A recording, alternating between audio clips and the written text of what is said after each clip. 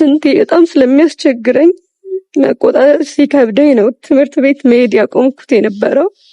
በጣም ረጅሙን ጊዜን ትምህርት ቤት ባለመሄድ እታወቃለሁ። ትምህርት ቤት ማልሄደው ብዙ ሰው የሚመስለው ቸልተኛ መሆን፣ የትምህርት ፍላጎት ማጣት ምናምን ነው። ግን እኔ ሽንቴ በጣም ስለሚያስቸግረኝ መቆጣጠር ሲከብደኝ ነው ትምህርት ቤት መሄድ ያቆምኩት የነበረው።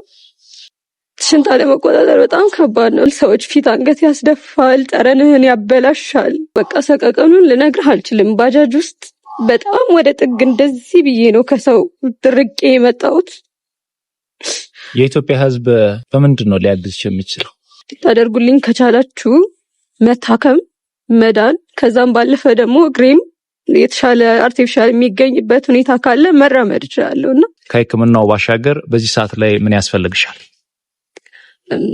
በዚህ ሰዓት ሕክምናው እስከሚደረግልኝ ዳይፐር ማድረግ መጀመር አለብኝ። የኢትዮጵያ ንግድ ባንክ አካውንት አለሽ? አዎ አለኝ። አንዴ ንገረኝ። 1060-35-96-629 በማን ስም ነው ያለው? በእኔ በአብጸጋ በለጠ ስም ነው ያለው። እቺ እህታችን ከዚህ በኋላ አንገቷን ቀና አድርጋ እንድትሄድ የሁላችንም ድጋፍና ርብርብ ያስፈልጋል። ለእህታችን አቅማችን በፈቀደ ሁሉ እንድናግዛት በትህትና በአክብሮት እጠይቃችኋለሁ። ይህ ቪዲዮ ለብዙሃን እንዲደርስ የቻላችሁትን ኃይል ሼር፣ ኮፒ ሊንክ፣ ሪፖስት ማድረጋችሁንም እንዳትረሱ።